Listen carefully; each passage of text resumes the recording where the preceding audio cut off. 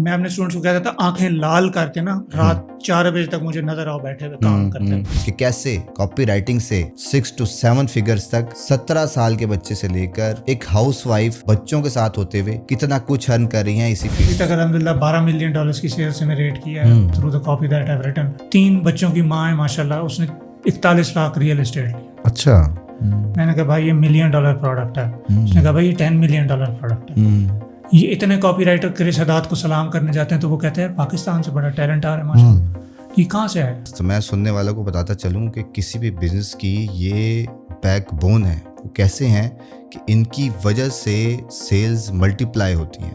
वो कैसे होती हैं? वो कॉपी राइटिंग की वजह से होती हैं। तो सबसे पहले बताएं इस वर्ड को कि ये कॉपी राइटर आखिर होता क्या है बिगिनर्स को। तो अब हमारे बाल गिर गए, हम बूढ़े हो गए, मूड नहीं है, इतने बूढ़े नहीं हो रहे।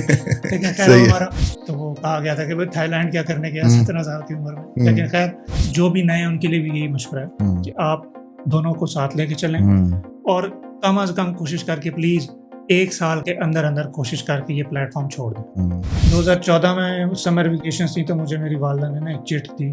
उस चिट पे लिखा हुआ था कि जी फाइवर और ओडेस्क। अच्छा। उन्होंने कहा ये बेटा मैंने वो मॉर्निंग शो देखा उसके ऊपर ये 2 वेबसाइट्स बता रहे थे इस पे ऑनलाइन काम किया जाता है, ये देखो। मैंने कहा देख लेते हैं समर वेकेशन में। फिर अब इंजीनियर बन रहे थे, यूईटी फाइनल ईयर, बाल बढ़ा लिए, दाढ़ी बढ़ा, बिल्कुल वो नहीं होते फाइनल ईयर के भाई लोग, वो बन गए। सही। इधर मैंने कहा मेरी तनख्वाह 30,000 है। मैंने कहा ये क्या, किस दुनिया में मैं आ गया। मैंने कहा अच्छा जी फील्ड में चले जाते हैं। मैं फील्ड में चला गया। फील्ड की जॉब मुझे मिली 10,000 रुपये।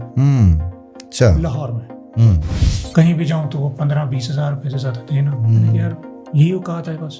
अपने घर से अपने दोस्तों से शाम को मिलने जाता था तो रास्ते में रोता हुआ जाता। तो जब आप नेगेटिव होते तो आप कुछ अच्छा सोच नहीं सकते, बिल्कुल कुछ फ्यूचर का नहीं सोच सकते। मैं समझता हूँ कि डिग्री एजुकेशन, हमने दुनिया में ये जो भी लाइटिंग जो भी कुछ बनाया ना, ये हमने डिग्री वालों के जोर। एग्जैक्टली ऐसा ही है। ठीक है, बड़ी जरूरी है। अब एक और टेंशन कॉपी राइटर्स को, ब्लॉगर्स को, जितने भी कंटेंट इंडस्ट्री है, एआई की तलवार लटक रही है। प्रॉपर कॉपी राइटर से ग्रांट का डोन जो है $2 लाख देता है सेल्स पेज लिखवाने का। अच्छा। कॉपी राइटर हमारा प्यारा भाई है। एआई से हमारी दोस्ती है। एआई से हम प्रॉम्प्ट्स लिखते हैं, अपनी रिसर्च में हेल्प करते हैं। एआई से को हम जो कहते हैं एआई में लिख के देता है। मैंने एजेंसीज के साथ मेरा बड़ा बुरा एक्सपीरियंस है पाकिस्तान में ना। इन लोगों को कॉपी राइटिंग तो दूर की बात है, इनको मार्केटिंग के बारे में भी सही तरह से नहीं पता। पाकिस्तान में चंद लोग हैं जो बहुत अच्छा काम कर रहे हैं लेकिन वो पाकिस्तान में नहीं करते हैं। इन पाकिस्तानियों को समझाएं कि आप क्या करते हैं गोरों के बिजनेस के साथ और उसके इफेक्ट कितने % हाई होते हैं, ताकि इनका भी कोई इंटरेस्ट बने, क्योंकि यहाँ तो ट्रेंड ही नहीं है। और $7 लाख उसने बनाए मेरी कॉपी से 3 महीने में। अच्छा। जब मैं ऑन बोर्ड हुआ। और उससे पहले पूरे उसने टाइम में कोई तकरीबन $4 लाख का बिजनेस किया।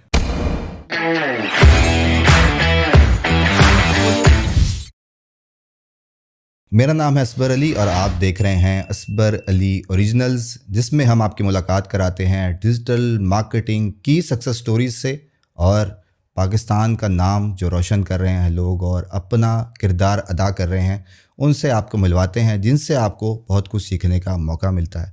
तो अगर आप मुझे पहली दफ़ा देख रहे हैं और एक्साइटेड हैं इसी पॉडकास्ट के लिए, तो चेक कर लें कि आपने यूट्यूब चैनल सब्सक्राइब कर रखा है, फेसबुक पे पेज फॉलो किया हुआ है, उसके अलावा इंस्टाग्राम पे फॉलो कर सकते हैं। ये एपिसोड उन सब लोगों के लिए है जिनको अपनी इंग्लिश लैंग्वेज पर ग्रिप है, तो इसलिए आपने ये पॉडकास्ट एंड तक सुननी है, क्योंकि शहजाद खान साहब आपको बताने वाले हैं जिनकी पॉपुलैरिटी रैंक विदिन 20 है वर्ल्ड वाइड, और कैसे इंजीनियरिंग छोड़कर वो कॉपी राइटिंग फील्ड में गए और 10,000 की नौकरी से लेकर लाखों रुपए मंथली, बहुत सारे इसरार के बावजूद इनकम नहीं बताई उन्होंने, और जो सिखाने वाले हैं 7 फिगर अर्न करते हैं कॉपी राइटिंग से। तो कॉपी राइटिंग क्या होती है, कंपटीशन क्यों इतना ज़्यादा कम है, जिसकी बावजूद अभी तक अगर आपने ज्वाइन नहीं किया तो फिर आपकी जगह बखूबी बन सकती है। तो इसलिए आपने एंड तक देखना है, क्योंकि बताने वाले हैं एक्सपर्ट कि कैसे कॉपी राइटिंग से 6 to 7 फिगर्स तक 17 साल के बच्चे से लेकर एक हाउसवाइफ बच्चों के साथ होते हुए कितना कुछ अर्न कर रही हैं इसी फील्ड को। कैसे पॉसिबल हो सकता है, कंप्लीट मेथड एंड शुरू से लेकर आखिर तक, बिगिनर हैं या ऑलरेडी फील्ड में हैं, हर चीज़ को एक्सप्लोर करेंगे आज की इस वीडियो में। तो इसलिए आपने इस वीडियो को एंड तक देखना है। मेरे साथ मौजूद हैं शहजाद खान साहब, और किसी तारुफ के मोहताज नहीं हैं और इनका ग्राफ पाकिस्तान में अब यूँ जा रहा है। वो क्यों जा रहा है? क्योंकि ये हैं कॉपी राइटर और जो कि वर्ल्ड टॉप 20 कॉपी राइटर्स की लिस्ट में आपका नाम आता है, पॉपुलैरिटी लिस्ट में।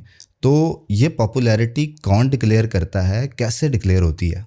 अच्छा, ये आपका पहले तो बहुत शुक्रिया इनवाइट करने का मुझे यहाँ पे। अच्छा, जहाँ तक ये पॉपुलैरिटी लिस्ट का सवाल है, अभी रिसेंटली ट्रॉय एरिक्सन एक हैं कॉपी राइटर, उन्होंने अपना एक स्टार्टअप स्टार्ट किया था copywriting.org के नाम से। ओके। और वहाँ पे उन्होंने बहुत सारे कॉपी राइटर्स को इंटरव्यू किया। अब उस इंटरव्यू में ना उन्होंने स्नीकीली एक सवाल ऐड कर दिया कि आपका फेवरेट कॉपी राइटर कौन है। किसी को नहीं पता था ये कंपटीशन है, किसी को नहीं पता था इसका क्या मकसद है, कुछ भी। और उन्होंने वो जो 712 इंटरव्यूज़ किए थे, उन इंटरव्यूज़ में से जिन्होंने ज़्यादा कॉपी राइटर्स के नाम मेंशन हुए तो उसकी बेस पे एक पॉपुलैरिटी लिस्ट बनाई। अब कुछ लोगों ने अल्हम्दुलिल्लाह मेरा नाम भी उसमें फेवरेट कॉपी राइटर में ऐड किया हुआ था, तो उस हिसाब से फिर पॉपुलैरिटी लिस्ट में मेरा 18वां नंबर आ गया। जबरदस्त। और मेरे बहुत सारे असातिज़ा जिनको मैं look up to them, Chris Haddad है, जो शुगरमैन है, इवन जिसको मैंने वोट किया था फ्रैंक कर्न को, वो लोग भी लिस्ट में मेरे से, जो शुगरमैन वगैरह नीचे आ गए। जबरदस्त। क्योंकि ये खैर पुराने कॉपी राइटर्स हैं, तो ये लोगों का प्यार था, उन्होंने मुझे वोट किया। और ये पहली बार हुआ था कि दुनिया की तारीख में कोई नॉन नेटिव बंदा मैप पे आया इस तरह से। अच्छा। कि पहले तो गोरे हमें कंसिडर ही नहीं करते थे ना कि भाई ये इस लेवल पे भी आ सकते हैं, लेकिन अब माशाल्लाह अल्लाह का शुक्र है, हम उनको टक्कर दे रहे हैं, उनकी लिस्ट्स पे आ रहे हैं, उनके नज़र में आ रहे हैं, और अभी इंशाल्लाह आई बिलीव के आगे। ज़बरदस्त। मैं सुनने वालों को बताता चलूँ कि किसी भी बिज़नेस की ये बैकबोन है। वो कैसे हैं कि इनकी वजह से सेल्स मल्टीप्लाई होती हैं। वो कैसे होती हैं? वो कॉपी राइटिंग की वजह से होती हैं। तो सबसे पहले बताएं इस वर्ड को कि ये कॉपी राइटर आखिर होता क्या है बिगिनर्स को। ठीक है। अच्छा, ये है कि जिस तरह से आपने सेल्समैन देखे होंगे, सेल्समैन होते हैं वो फिजिकली जाके कोई आपसे बात करते हैं, कोई चीज़ बेचते हैं। इसी तरह से आपसे फ़ोन पे भी वो सेल्समैन होते हैं। अगर वही चीज़ आपसे कहा जाए कि ये बेचो लेकिन लिख के बेचो, तो वो कॉपी राइटर होता है। कॉपी राइटर थोड़ा डाइवर्सिफाइड इस तरह से होता है कि हमने हमेशा सेल नहीं करनी होती, कभी हमने एक्शन भी ड्राइव करना होता है लिख के। एक्शन से मुराद के जी लिंक पे क्लिक करें, लिंक पे क्लिक करवाना एक एक्शन है, वो कॉपी राइटर का काम है, एक्शन दिलवाना। कुछ ऐसा कैप्शन लिखे, कोई ईमेल अच्छी लिखे कि आप लिंक पे क्लिक करने पे मजबूर हो। इसी तरह से जहाँ पे सेल्स परचेजेस की बात है तो सेल्स पेजेस लिखे जाते हैं। किसी भी कोर्स का सेल्स पेज होता है, किसी भी प्रोडक्ट का सेल्स पेज होता है, किसी ऑफर का सेल्स पेज होता है। वो जो सेल्स कॉपी सारी लिखी होती है वो कॉपी राइटर का काम है। और ईमेल्स आपको आती होंगी यकीनन जी, वो भी कॉपी राइटर का काम है। इसके अलावा VSLs, video sales letter, YouTube ads की स्क्रिप्ट्स, ये सारे जो लवाजमात हैं ये हम लोग बैठे पीछे लिख रहे हैं। ये बताएं कि ये कितने वर्ड्स पर मुहित होता है? जिस तरह मैं समझाऊं तो ये कुछ वर्ड्स भी हो सकते हैं और बहुत एक लंबा पैराग्राफ भी हो सकता है। क्या लेंथ होती है ऑन एवरेज? अच्छा, इसमें ना 2 स्कूल ऑफ थॉट्स हैं। एक स्कूल ऑफ 2 बल्कि 3 है रादर। एक है कि जो डायरेक्ट रिस्पॉन्स मैं करता हूँ। डायरेक्ट रिस्पॉन्स कॉपी का मतलब होता है आपने उस बंदे से अभी के अभी फौरन रिस्पॉन्स एलिसिट करवाना। परसों सेल नहीं चाहिए, महीने बाद नहीं चाहिए, अभी के अभी चाहिए। तो हम लोग थोड़ी एक्सटेंसिव कॉपी लिखते हैं, उसमें इमोशंस का इस्तेमाल किया जाता है, उसको ERM भी कहते हैं, इमोशनल रिस्पॉन्स कॉपी राइटिंग। सही। तो उसमें थोड़े एक्सटेंसिव हम लोग हो जाते हैं। मिसाल के तौर पे 300 लफ्ज़ों की ईमेल भी लिख देते हैं, 400 की भी लिख देते हैं, लेकिन आइडियली 200 से 300 लफ्ज़ों की एक ईमेल लिखते हैं। हम लोग जो डायरेक्ट रिस्पॉन्स कॉपी राइटर इश्तेहार लिखते हैं, फेसबुक का जो कैप्शन होता है वो होता है कम अज़ कम ही 200 लफ्ज़ों का। जबकि दूसरी तरह की जो मार्केटिंग है, ब्रांड मार्केटिंग, उसमें आपने देखा होगा ब्रांड कॉपी राइटर्स जो हैं वो अक्सर ब्रांड्स के कोई भी आप प्रोडक्ट देखेंगे वो बड़ी 2-3 लाइनें लिखी होती हैं। तो वो वाली भी कॉपी राइटिंग है। फिर एक है कन्वर्जन कॉपी राइटिंग, वो डायरेक्ट रिस्पॉन्स का ना उसकी वॉल्यूम कम कर दो ना तो कन्वर्जन बनता है। तो वो मतलब मिसाल के तौर पे जहाँ एक डायरेक्ट रिस्पॉन्स का 150 लफ्ज़ों का कन्वर्जन का शायद 100 से नीचे होगा। सही। तो ये depending upon the copy type आप क्या लिखते हो, आपके क्लाइंट का ब्रांड किस तरह का है, आप उस हिसाब से वर्ड्स को डिसाइड करते हैं। यार सही, ज़बरदस्त। आपने सुनने वालों को बहुत अच्छा एक्सप्लेन भी किया है, पर मैं कोशिश करता हूँ कि बिगिनर्स को समझाऊँ क्योंकि बड़ा फैंसी सा वर्ड है। और इसमें आपने बात की फेसबुक ऐड की। अब एक ही ऐड तो वो होती है जो कि पिक्चर ऐड होती है, एक होती है जो कि वीडियो ऐड होती है जो कि हम यूट्यूब पे देख रहे होते हैं। फिर उसके अलावा आप फनल्स का भी जिक्र कर रहे हैं जिसमें ईमेल्स आ जाती हैं, और जितनी जगह पर कस्टमर्स मौजूद हैं उनको ग्रैब करना। अब जहाँ तक मुझे समझ आई है कि मैं अभी रिसर्च कर रहा हूँ, मुझे सिर्फ उस चीज़ की इन्फॉर्मेशन चाहिए, मैं अभी बाइंग मोड में नहीं हूँ, तो आपने कहा कि जी अभी उसकी ब्रांड अवेयरनेस नहीं है या उस मोड में नहीं है, फिर एग्रेसिव मार्केटिंग के बस अब जितना भी है जो भी पढ़ा है वो सेल ले लें। तो कितने टाइप्स में ये किस किस जगह कस्टमर्स अवेलेबल होते हैं, आपके पास कोई है डाटा इसका? जी, इसमें ये होता है कि हम सबसे पहले क्लाइंट से पूछते हैं आपका ऑडियंस का अवेयरनेस लेवल क्या है। कि मिसाल के तौर पे एक फर्स्ट ईयर का बच्चा यूनिवर्सिटी में, जब मैं अपनी मिसाल देता हूँ, मैं जब यूनिवर्सिटी में गया था तो मुझे नहीं पता था कि मार्केट में जॉब्स नहीं है, तो मुझे यानी प्रॉब्लम का ही नहीं पता। अब कोई एक सीवी बनाने वाली कंपनी जो सीवी राइटिंग सर्विसेज देती है, अगर उसने इस बच्चे को टारगेट करना है तो उसे सेल नहीं लेगा एग्जैक्टली, लेकिन उसको वो अवेयर कर सकता है कि भाई प्रॉब्लम क्या है, जॉब नहीं मिलती। तो पहले पूरे साल में उसको अवेयरनेस की कैंपेनें देगा। दूसरे साल में क्या होगा, जब उसको पता है जॉब नहीं मिलती, तो वो फिर बेचारा हिलजुल करेगा, भाई सोल्यूशन ढूंढो। फिर मैं ही उसको बताऊंगा कि भाई सोल्यूशंस आपके पास हैं, सीवी लिखवा लो, बिल्कुल ठीक, इंटरव्यू की तैयारी करा लो। मैं सीवी लिख के देता हूँ, ऐसे सीवी लिखवा लो। इस तरह से फिर वो प्रोडक्ट अवेयर हो जाता है थर्ड ईयर में आके। सही। फिर उसको फर्दर हम उसके ऊपर सेल्स के उसको मैसेजिंग अपनी कन्वे करते हैं और फिर इवेंचुअली हम उनको कन्वर्ट करते हैं। तो ये 4 से 5 स्टेजेस हैं ऑडियंस अवेयरनेस लेवल के। इस अवेयरनेस लेवल के हिसाब से कॉपी लिखी जाती है। ऐसा भी होता है कि आप डायरेक्टली अनअवेयर ऑडियंस को या प्रॉब्लम अवेयर ऑडियंस को, जिनको पता है कि उनका मसला क्या है, उनको आप चीज़ डायरेक्टली भी भेज सकते हो। लेकिन अच्छा ये होता है कि पहले आप उनको अवेयर करें, फनल में लाएं, पहले अवेयरनेस वाली उनको चीज़ें दिखाएं, उनको सेमिनार कराएं, उनको वर्कशॉप्स दें, फिर उसके बाद आहिस्ता आहिस्ता उनको कन्वर्जन की साइड पर लाएं। अच्छा, अब आपने एक्सपीरियंस किया हुआ है, सारी चीज़ों से गुजरे हुए हैं, आपको पता है किस स्टेज पर कस्टमर का क्या स्टेट ऑफ माइंड है। अब मैं आपको फॉलो करता हूँ रेगुलर, आपकी सक्सेस स्टोरीज भी देखते हैं। आपने जिक्र किया एक 17 साल के बच्चे का कि वो कॉपी राइटिंग में है और अच्छा खासा बना रहा है। अब वो उस स्टेज से गुजरा ही नहीं कि 20 साल या 25 साल का बंदा कैसे सोचता है, वो कैसे टारगेट कर रहा है। इसमें आपने पहले सवाल में तो उसकी सक्सेस स्टोरी बताएंगे और उसके बाद वो कैसे टारगेट कर रहा है ये भी बताएंगे। ठीक है। अच्छा, इनफैक्ट ये 17 साल के ना अब ज़्यादा हो गए माशाल्लाह। अच्छा, माशाल्लाह। और इनसे ना मुझे बड़ी उम्मीद है, क्योंकि हम लोग तो अब हमारे बाल गिर गए, हम बूढ़े हो गए, मूड नहीं है, इतने बूढ़े नहीं हो रहे। लेकिन खैर हमारा ना वो इम्पेटस अंदर से ड्राइव नहीं है जो जवानी में थी। एग्जैक्टली। और ये लोग अभी 17 साल के। मुझे ये जो एक और हमारा स्टूडेंट है विनय, ही इज बेस्ड इन पता नहीं सिंध में IAS हो रहा था, और विनय कहता है सर मैंने 400 ना कोल्ड DMs भेजे। अब मैं नहीं भेज सकता 400। Exactly. ये जवान जो यंग ब्लड है ये करते हैं, और ये ना नए कोड क्रैक करेंगे, नई चीज़ें डिस्कवर करेंगे, नए क्लाइंट हंटिंग के तरीके, क्योंकि इनमें एनर्जी है और इनको अभी से ये चीज़ पता चल गई है कि भाई कॉपी राइटिंग कैसे करनी है। और ये माशाल्लाह अब जा रहे हैं सारे अच्छी, बड़ा इनकी ग्रोथ जा रही है, 6 फिगर्स पे पहुंच गए हैं। जबरदस्त। और इनको भी एक साद नाम है, वो थाईलैंड गया हुआ था, मैंने जिक्र इसका शायद आपने सुना हो। जी। तो वो कहा गया था कि भाई थाईलैंड क्या करने गया 17 साल की उम्र में। लेकिन खैर और भी कुछ स्टूडेंट्स हैं जो भी यूनिवर्सिटी के फर्स्ट ईयर में, वो भी 6 फिगर, मल्टीपल 6 फिगर्स मेरे साथ काम करें, मेरा काम वही करते हैं। और जहाँ तक बात यह है कि यार एक 17 साल का बच्चा एक 30 साल या 40 साल के बंदे को किस तरह टारगेट करता है, तो वो सारी बात रिसर्च पे। कॉपी राइटर का जो काम है, राइटिंग जो है ना, वो एंड पे आता है सबसे सही। यानी हमने सब कुछ करके फिर लिखने बैठना होता है, और उससे पहले होती है रिसर्च।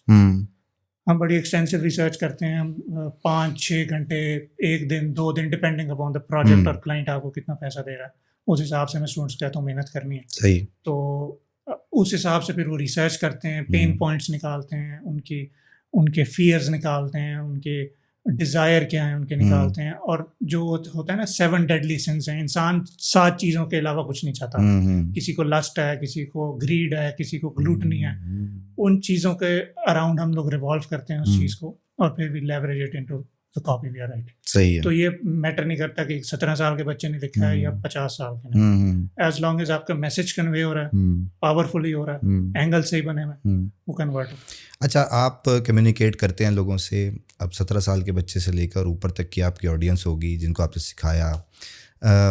सक्सेस स्टोरीज़ का एक नंबर होता है, 100% नहीं होती है, और इसके बाद ही आप डिसाइड करते हैं कि एक बंदे में ये लिस्ट ऑफ फैक्टर्स होने चाहिए या लिस्ट ऑफ स्किल्स होनी चाहिए, तो उसके बाद वो कॉपी राइटिंग कर सकता है।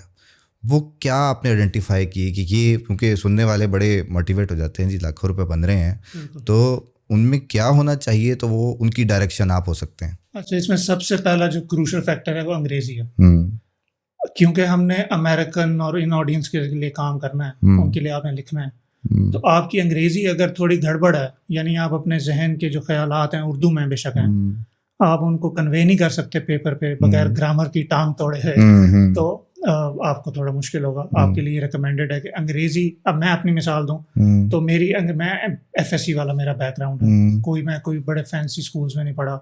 हाँ, ये है कि थोड़ी अंग्रेजी बेहतर थी, हमारी बेस अच्छी बनाई गई थी, तो अंग्रेजी बेहतर होने की वजह से आई ट्रांजिशन इनटू इट। और शुरू में मुझे क्लाइंट्स ने बहुत तंग किया क्योंकि अच्छी भी नहीं थी इतनी भी, तो मैं कोई JK रोलिंग भी नहीं हूँ, ना ही मैं कोई स्टीफन किंग हूँ, तो एक एवरेज मुल्तान का लड़का और जी काम कर रहा हूँ जी। सही। और तो वो मुझे भी टाइम लगा है उसमें, उसको इनग्रेन होने में, उसको उसमें सिमुलेट करने में, उस अंग्रेजी, उनके कल्चर को और उनकी चीज़ों को।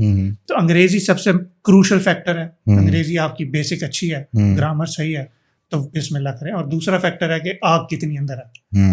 अगर अंदर आग है, फायर इन द बेली है, तो फिर तो sky is the limit for this.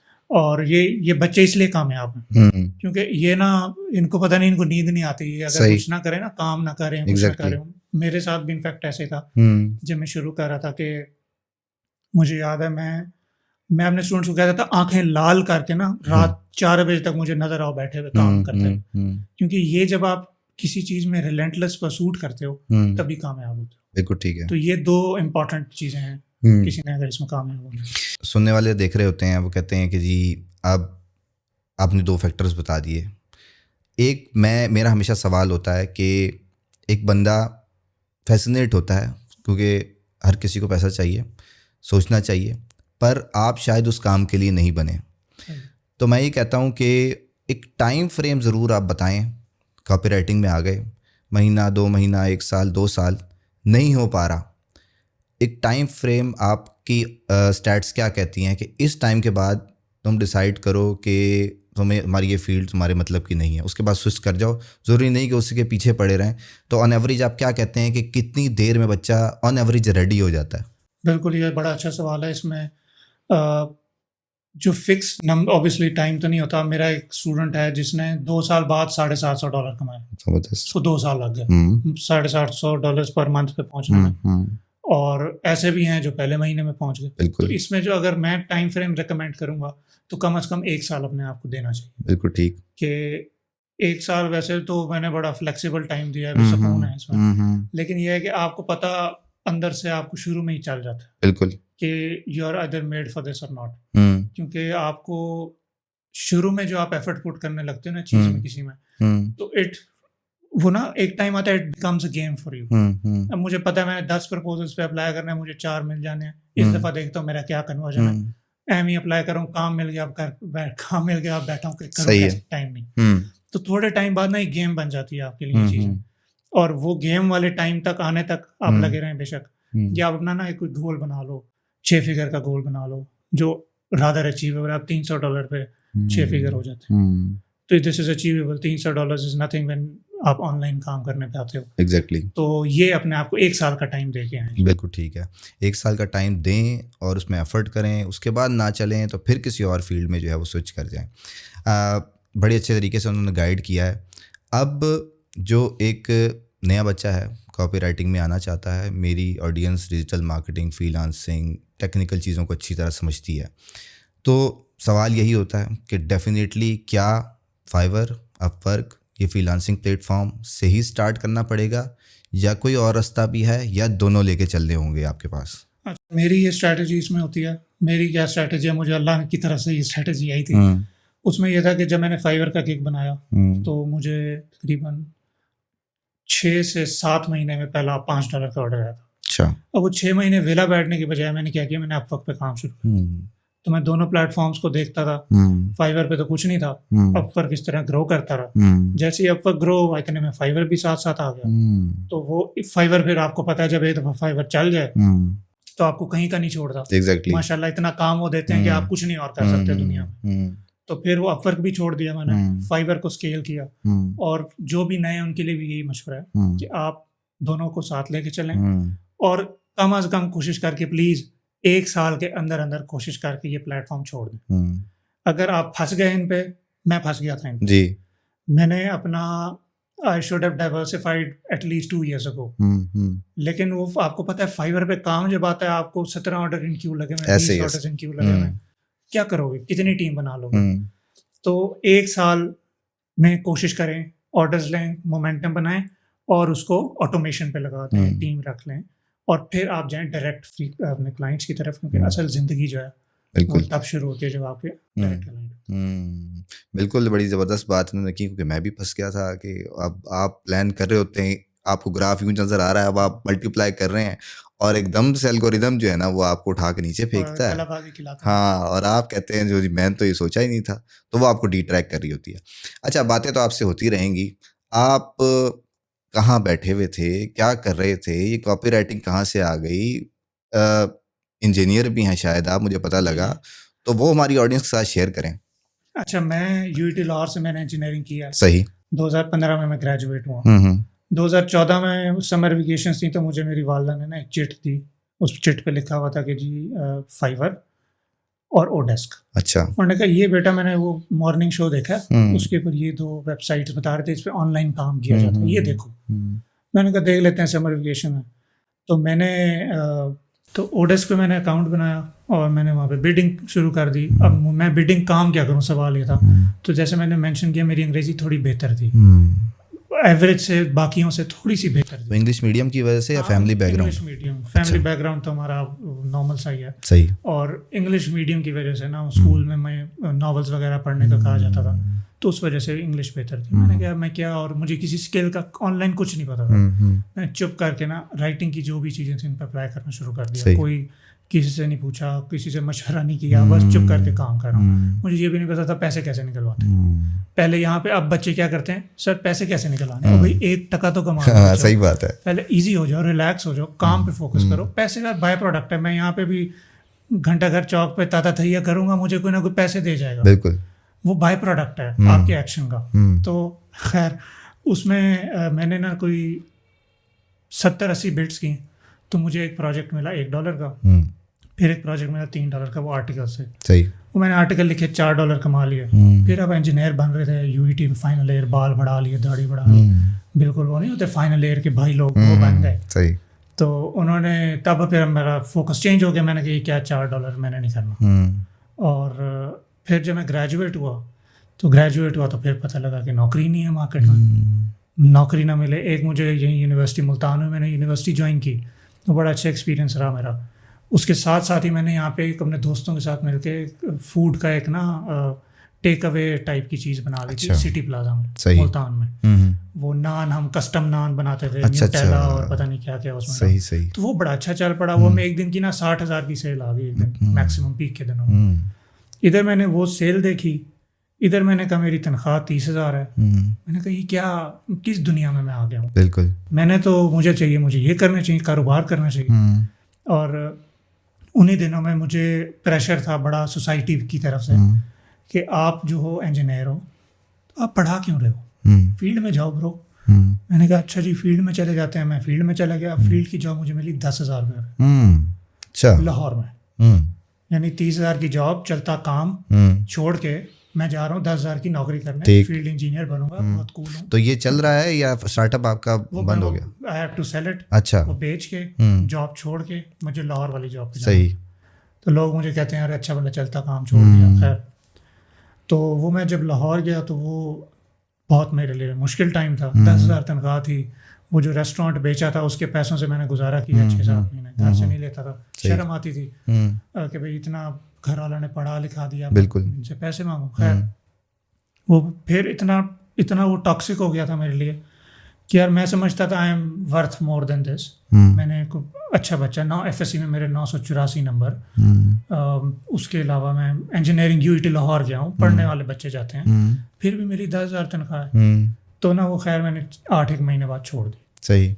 तो वो मैंने छोड़ी। मैंने कहा अब मैं सरकारी नौकरी करूँगा। अच्छा। अब मैं वो छोड़ के घर आया, सरकारी टेस्ट आने बंद हो गए।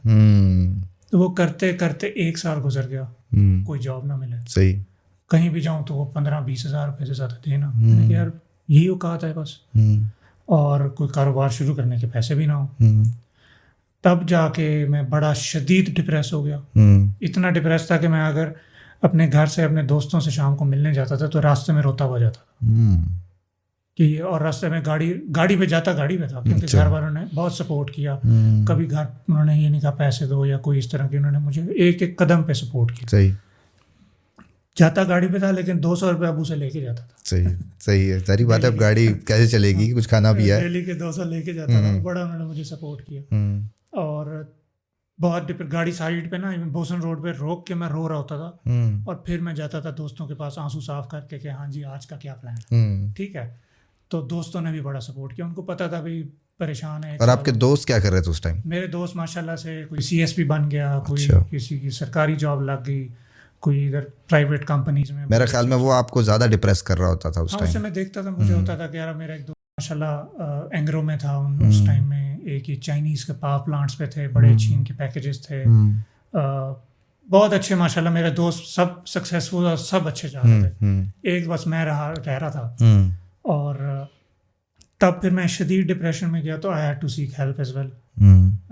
मेंटल हेल्थ हमारे ना मुल्क में इसको बिल्कुल फॉर ग्रांटेड, बिल्कुल। तो इसके ऊपर प्लीज़ फोकस किया कीजिए कि आपका जो आपके कोई एलिमेंट होती है फिजिकल, तो आप डॉक्टर पे जाते हो, तो अगर जहन की भी थोड़ी सी परेशानी हो तो डॉक्टर पे जाया करें। ये प्रोफेशनल्स हैं, ये पूरी एक मेडिकल साइंस है, ये कोई नुस्खा जात तो नहीं है। तो वहाँ से मुझे आप ना नेगेटिव स्टेट ऑफ माइंड में चले जाते हो, डिप्रेस जो होते हैं। बिल्कुल। तो जब आप नेगेटिव होते हो तो आप कुछ अच्छा सोच नहीं सकते, बिल्कुल, कुछ फ्यूचर का नहीं सोच सकते।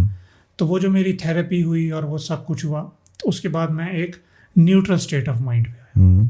वहाँ आके मुझे पता लगा कि यार मैं क्या कर रहा हूँ 1 साल से। इस पे कितना टाइम लगा आपको रिकवरी में? मुझे कम से कम ही 3 महीने। अच्छा।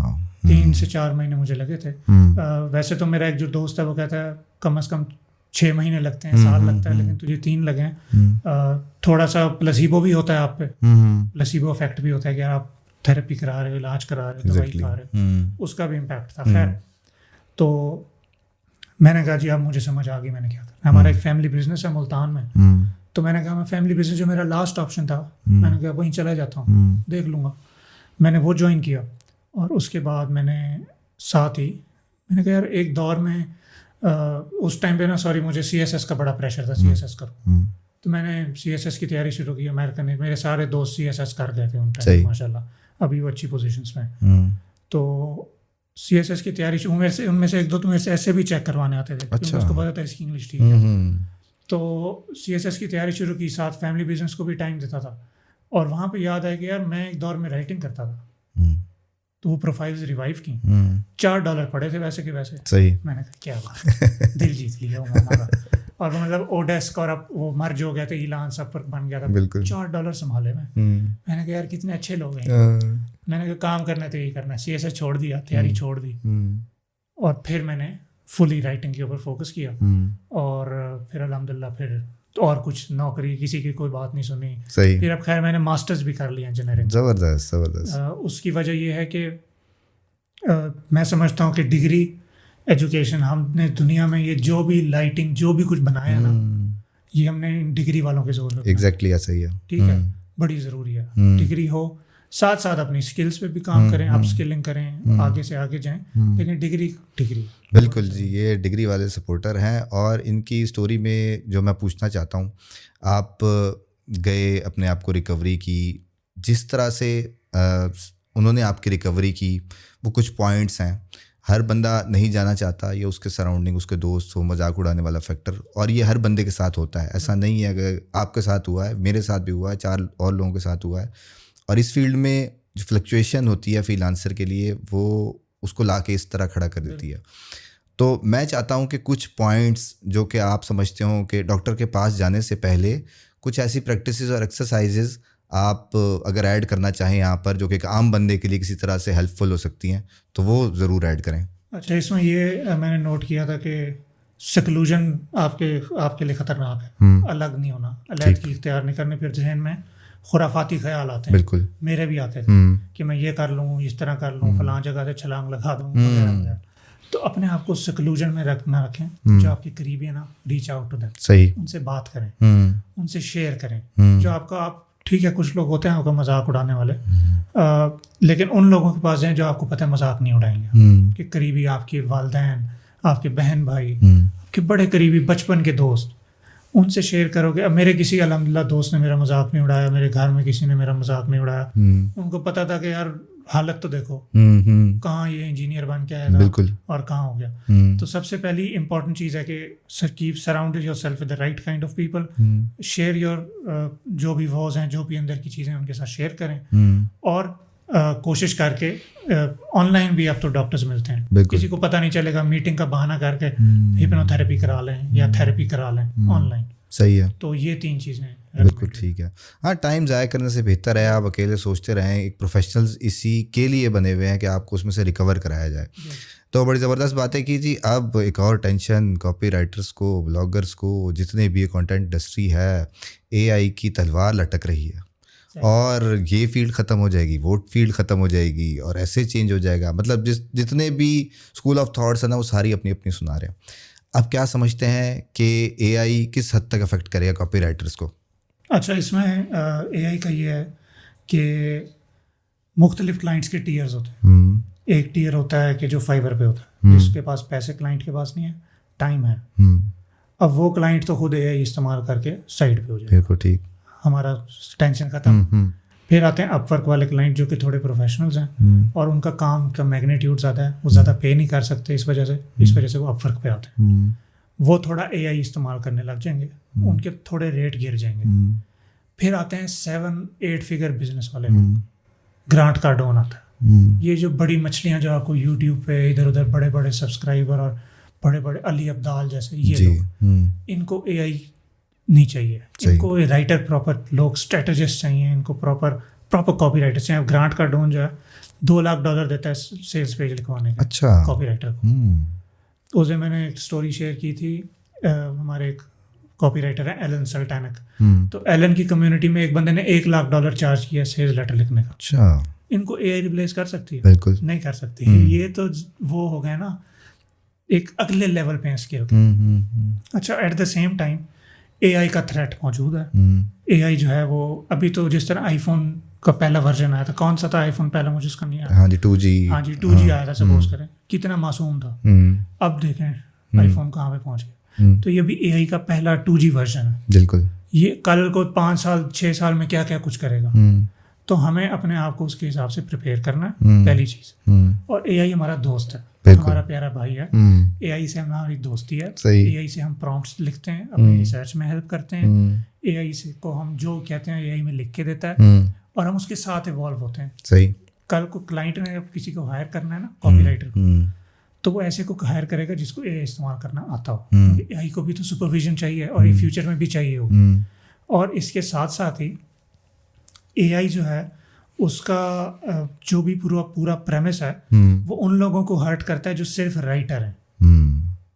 कॉपी राइटर में राइटिंग सबसे एंड पे आती है। कॉपी राइटिंग पहले आपने स्ट्रैटेजी बनानी है, रिसर्च करनी है, आपने एंगल बनाने हैं, हुक्स बनाने हैं, मैकेनिज्म्स बनाने हैं। तो ये सारा काम उस दिन मैंने स्टूडेंट्स के साथ ना, मेरा लेक्चर है पोर्टल में, उस पर उसका नाम है वी मेकिंग चैट GPT कराए। तो उसमें हम लोगों ने ना, कोई मैंने प्रॉम्प्ट्स डाले, उसने आगे हाथ जोड़ लेने के, यार ये क्या मेरे से लिखवाना चाह रहा है। तो अभी ये एडवांस नहीं हुआ है, लेकिन हो जाएगा, और हम उसके साथ साथ चल रहे हैं, उसे दोस्ती की हुई है। और अच्छा, मेरा एक और सवाल भी है यहाँ पर कि logo designer, graphic designer, colour schemes होती हैं, देखने में प्रोफेशनल लग रहा होता है, तो आपका भी एक हद तक प्रोफेशनल काम है। आप क्या समझते हैं कि क्रिएटिविटी किसी हद तक रखती है? मतलब हर कोई लोगो नहीं बना सकता, जितना मर्जी बैक एंड पे क्रिएटिवनेस होनी चाहिए। तो आपका काम तो मेरे ख्याल में कई गुना ज़्यादा क्रिएटिव है, आपने लफ्ज़ों से ग्रैब करना है, तो वो जो क्रिएटिविटी है वो होना ज़रूरी है बंदे में कि नहीं? अच्छा, इसमें क्रिएटिविटी की जहाँ तक बात है तो मैं थोड़ा सा क्रिएटिव था। मैं इसके बैक, आपने सवाल बड़ा अच्छा पूछा, तो मैं थोड़ा बैकग्राउंड में गया हूँ, तो मुझे रियलाइज़ हुआ कि मैं था थोड़ा, मेरे में आर्टिस्टिक चीज़ थी। और एट द सेम टाइम मैं देखता हूँ ऐसे लोगों को जो कि बिल्कुल भी आर्टिस्टिक नहीं थे, बिल्कुल, एंड दे आर माशाल्लाह डूइंग वेरी गुड। उसकी वजह ये है कि कॉपी राइटिंग ना अब इतना इवॉल्व हो गया कि वो एक साइंस में कन्वर्ट हो गया। हमारे पास फ्रेमवर्क्स होते हैं, हमारे पास रिसर्च के 10 सवाल हैं, जाके पूछो, इन पे रिसर्च करो। अब पता है कि कोई भी बंदा है वो सवालों पे रिसर्च कर सकता है। इसी तरह से मैंने अब स्ट्रक्चर्स होते हैं कि यार अगर सेल्स पेज लिखना है ये स्ट्रक्चर फॉलो कर लो। हाँ, उसके अंदर का जो मवाद है आपने जो उसमें लिखना है, जो कॉपी लिखनी है, उसमें आपको क्रिएटिविटी चाहिए होती है और वो टाइम के साथ आपकी इवॉल्व हो जाती है। कि अब शुरू में मैं कोई बहुत अच्छा नहीं लिखता था, लेकिन अब अल्हम्दुलिल्लाह बेहतर हो गया हूँ, आहिस्ता आहिस्ता बेहतर होता जा रहा हूँ। हो सकता है कल को मैं जीके रोलिंग बन जाऊँ, बिल्कुल पाकिस्तानी, खैर वो खातून है लेकिन फिर भी। पाकिस्तानियों की बात हो रही है, आपका काम मल्टीप्लाई कर देता है किसी कंपनी की सेल्स को। पाकिस्तान में ये ट्रेंड नहीं है। इन पाकिस्तानियों को समझाएं कि आप क्या करते हैं गोरों के बिज़नेस के साथ और उसके इफ़ेक्ट कितने % हाई होते हैं, ताकि इनका भी कोई इंटरेस्ट बने, क्योंकि यहाँ तो ट्रेंड ही नहीं है। सबसे मज़े की चीज़ मैं आपके साथ शेयर करूँ, हमारे मुल्क में इसका ट्रेंड नहीं आया क्योंकि हमारी जो एजेंसीज है ना उनको नहीं पता। एग्जैक्टली। मैंने एजेंसीज के साथ मेरा बड़ा बुरा एक्सपीरियंस है पाकिस्तान में ना। इन लोगों को कॉपी राइटिंग तो दूर की बात है, इनको मार्केटिंग के बारे में भी सही तरह से नहीं पता। पाकिस्तान में चंद लोग हैं जो बहुत अच्छा काम कर रहे हैं, लेकिन वो पाकिस्तान में नहीं करते हैं। जिस तरह हाफिज़ कदीर और ये हाफिज़ अहमद और कदीर, ये कराची में DR एजेंसी बना के बैठे, किसी को नहीं पता है। सही। तो इस तरह के बहुत सारे लोग हैं, लेकिन जो आम एजेंसी है ना पाकिस्तान की, इनको अल्लाह ही हाफिज़ है, इन्होंने क्लाइंट्स को बर्बाद करके रखा हुआ है। क्लाइंट्स ने इनको स्पॉइल किया हुआ है। इनके पास आते हैं जी मल्टीनेशनल, पेप्सी आ गई जी इनके पास, पेप्सी ने कहा कैंपेन चलाओ, इन्होंने जी वो हायर किए रैपर वाई नॉट मेरी जान का वो बनाया, चला दिया, विच इज़ ओके, ये मार्केटिंग की टाइप है, आप करें ज़रूर करें। लेकिन जब ये पेड वाली ऑनलाइन साइड पे आते हैं, इनको नहीं कुछ समझ आती कि उसको मार्केट कैसे करना है, क्योंकि ये डायरेक्ट रिस्पांस तो करते नहीं है। कभी आपने कोक पे नहीं देखा होगा लिखा होगा गो grab a Pepsi from your nearest store, अब ये भी जाओ पेप्सी ले आओ। अच्छा, मैं ऐड करता हूँ, क्या आप समझते हैं कि सेलिब्रिटीज भी इसी का पार्ट हैं और उसी को वही एंगल ही चलेगा यहाँ पर, या वर्ड्स की इंपॉर्टेंस अलग होती है? सेलिब्रिटीज जो हैं और इंडोर्समेंट लेना, प्रोडक्ट की value, perceived value banana, that is okay, क्योंकि ये जो ब्रांड मार्केटिंग है ना, इसमें एंटरटेनमेंट वैल्यू होती है लाजमी। ठीक। तो ये उसमें ये डांस भी करेंगे तो ये इट इज़ ओके, ये उसकी मार्केटिंग है ही ऐसी। ठीक है। जो हम डायरेक्ट रिस्पॉन्स करते हैं उसमें ये डांस डूंस नहीं होता है, उसमें दिल से दिल की बात होती है। सही। ठीक है। तो ये एजेंसीज वाले क्या करते हैं, ये अजीब अजीब, वो आपने देखा होगा कैरोसेल बना रहे हैं, पोस्टें लगा रहे हैं, 75,000 पोस्टिंग के लेंगे, लाख रुपया पोस्ट करने के लेंगे। तो एक तो अव्वल तो मसला है एजेंसीज का, इनको अल्लाह हदायत दे, मैं इनको मशवरा दूंगा कि प्लीज़ कॉपी राइटर्स और स्ट्रेटजिस्ट जो हैं सही मानों में, डायरेक्ट रिस्पांस वाले मार्केटर्स, उनको ऑन बोर्ड करें, उनसे 4 चीज़ें सीखें। मुझे भी रिसेंटली एक ब्रांड ने अप्रोच किया, और बड़ा मशहूर ब्रांड है पाकिस्तान में, मैं नाम नहीं ले सकता हूँ क्योंकि नहीं तो हाँ, मुझे ज़्यादा करेंगे, आपको बाद में करेंगे। तो एजेंसीज ने को चाहिए है कि वो DR पे फोकस करें, थोड़ा सा डाइवर्सिफाई करें, अपने एक ही डायरेक्शन में ना भागते रहें।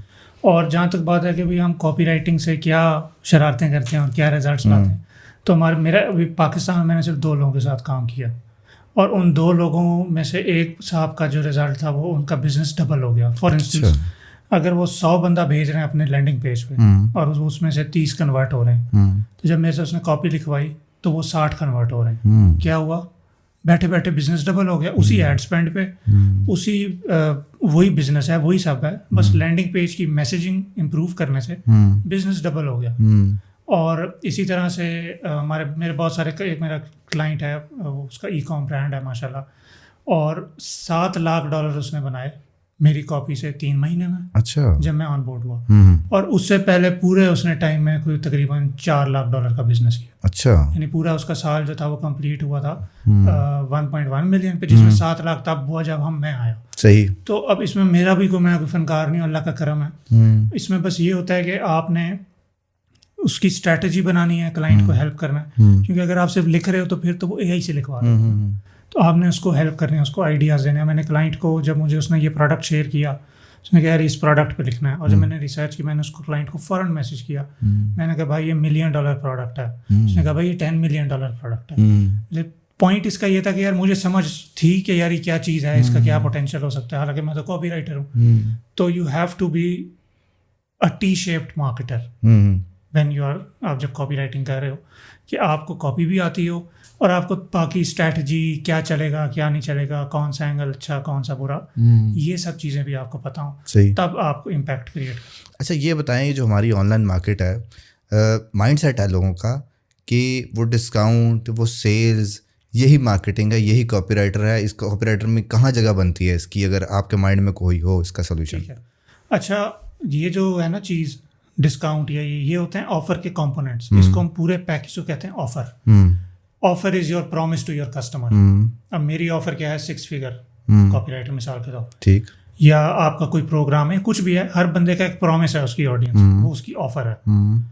अब उस ऑफर के कंपोनेंट क्या है, उसको पहिए, उस गाड़ी को चलाने वाले पहिए के भी डिस्काउंट, ठीक, या पहले 10 बंदों को 1-on-1 फ्री, या फिर buy two get one free, यहाँ buy two get one free, ये है उसके कंपोनेंट्स, उसको चलाते हैं। ठीक, असल जान होती है आपकी ऑफर में। इसकी सबसे प्यारी एग्जांपल, डॉलर शेव क्लब का नाम सुना होगा शायद आपने जी। वो $1 के रेजर देते हैं, अच्छा, मंथली सब्सक्रिप्शन।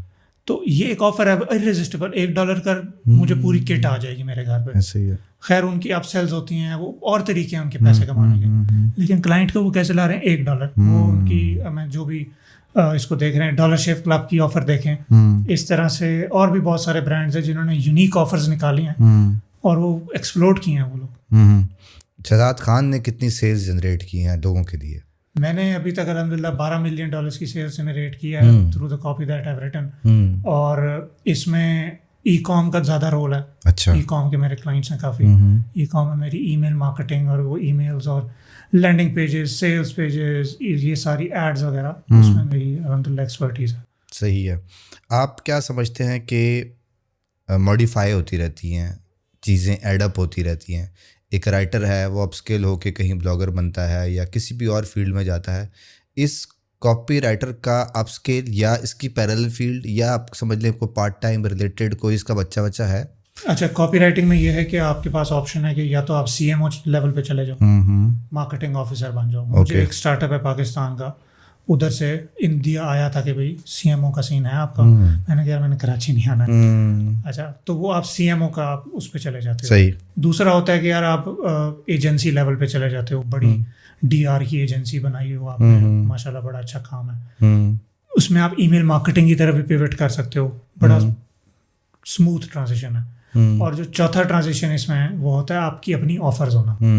अब मुझे पता है कि भाई मैं 3000 लोगों के साथ मैंने काम किया, 3000 लोग बहुत सारे लोग हैं, यानी मैंने 3000 मुख्तलिफ ब्रांड्स देखे हैं, उनको बेचते देखा है। अब मुझे 3000 आइडियाज हैं, उनमें से मैं कोई इंस्पिरेशन लूँ, म्यूज लूँ किसी से, मैं कुछ अपनी चीज़ बनाऊँ, तो वो मैं अपनी चीज़ भी भेज सकता हूँ कि मैं भी कोई डॉलर शेव क्लब बना लूँ मिसाल, मैं कोई ब्रांड बिल्ड कर लूँ मजबूत ऑफर की बेस पे।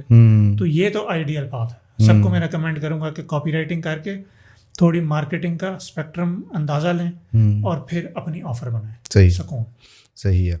अच्छा, आपने बताया था कि फाइवर, अपवर्क से स्टार्ट लेना है, उसके लिए एक बिगिनर जो सुन रहा है, अब अगर वो फाइवर पे होगा, वो फ़ौरन स्विच करने की कोशिश करेगा, आपकी डेफिनेटली उस पर रिसर्च होगी। अब वो, अगर मेरी ऑडियंस होगी, कोई SEO की सर्विसेज दे रहे हैं, कोई राइटिंग की सर्विसेज दे रहे हैं, या किसी और नीश में है वो, अब उन्होंने सोचा जी कॉपी राइटिंग किया, किसी गिग ढूंढी, उठाया और डाल दिया।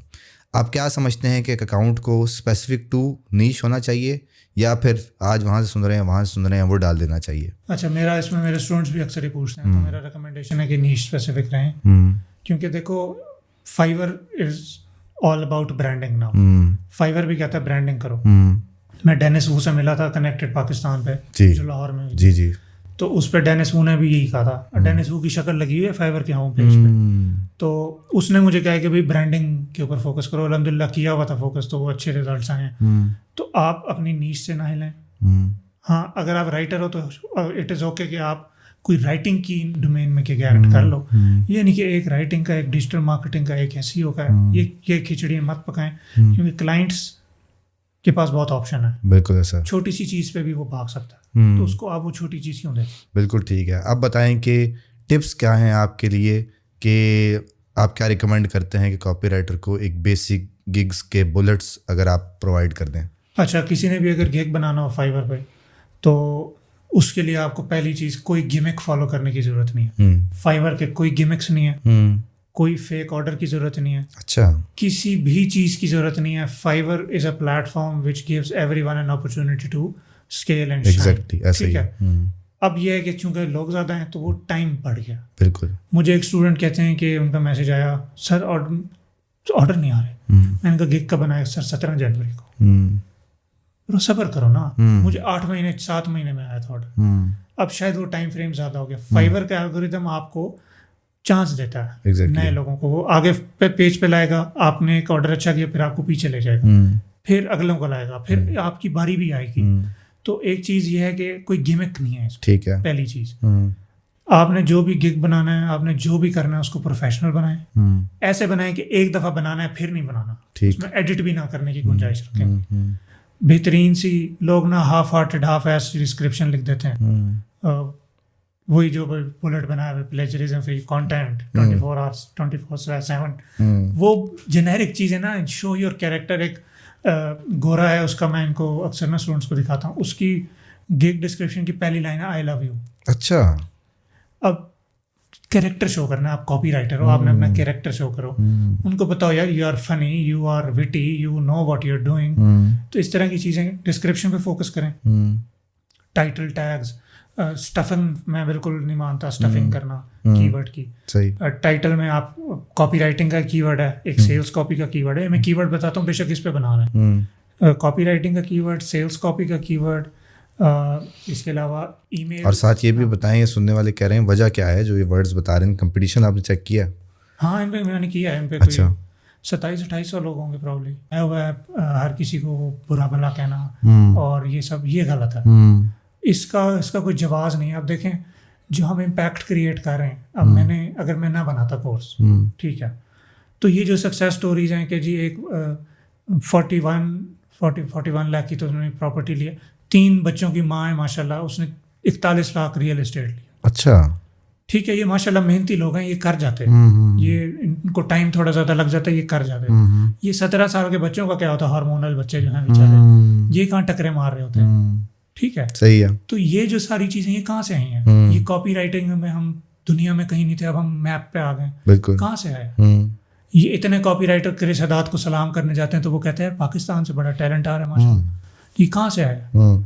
तो ये इंडस्ट्री, हाँ ये होता है, आपने इंडस्ट्री को हार्म नहीं करना, हर्ट नहीं करना, आपने अपना जिम्मेदारी होती है। कि मुझे उस दिन एक साहब ने कहा कि अपना ख्याल रखा करो। मैंने कहा क्यों भाई, आपको क्यों मुझे ये ख्याल करना? कहते हैं यार तुम पे जिम्मेदारी है भाई, people look up to you और यू हैव टू, आपने वैल्यू शेयर करनी है लोगों के साथ, और इंडस्ट्री को फिलहाल गाइड कर रहे हो, तो you have to take care of yourself, mentally भी फिजिकली भी। तो इंडस्ट्री को डायरेक्शन देना, इंडस्ट्री को लीड करना, ये सारी चीज़ें जो हैं ये कौन करेगा? हम लोग नहीं मिलकर करेंगे। बिल्कुल जी, हम लोग ही करेंगे। और अपने ऊपर इन्वेस्टमेंट करना ज़रूरी है, हर स्टेज पे ज़रूरी है। और अगर हम ये समझते हैं कि ये इन्वेस्टमेंट कर रहे हैं हम, तो इतने दिन बाद इतना मिल जाए, तो इतनी जो एजुकेशन की है आपने, नौकरी तो आपको फिर भी नहीं मिल रही। तो ये मिसाल सामने बैठे हुए हैं और ये बता रहे हैं। देखिए, अगर आप छोटा सा कोर्स कर रहे हैं, अगर आपको फ़ौरन फ़ायदा नहीं मिल रहा, तो मेरा नहीं ख्याल वो पैसे ज़ाया है, क्योंकि वो आपकी पीछे बैकएंड पे किसी ना किसी स्ट्रक्चर, किसी ना स्पेसिफिक फील्ड को पॉलिश कर रही है। अगर आप इंजीनियर हैं, अगर आपने कोई डिजिटल मार्केटिंग का किसी भी चीज़ का कोर्स किया है, जब आप कुछ जॉब इंटरव्यू के लिए भी जाएंगे तो आपके अंदर एक +1 होगा, एक एक्स्ट्रा फीचर होगा, जिसकी वजह से शायद वो आपको हायर करेगा।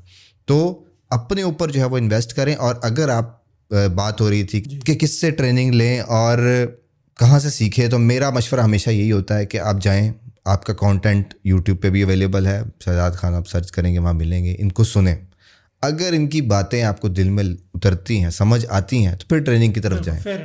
हाँ, और कोई भी ऐसा क्रिएटर हो, कोई भी ऐसी ट्रेनिंग हो, उसका जाके कंटेंट देखें, सोचें, समझें। अगर आपको समझ में आ रहा है, थोड़ी सक्सेस स्टोरीज भी देखें।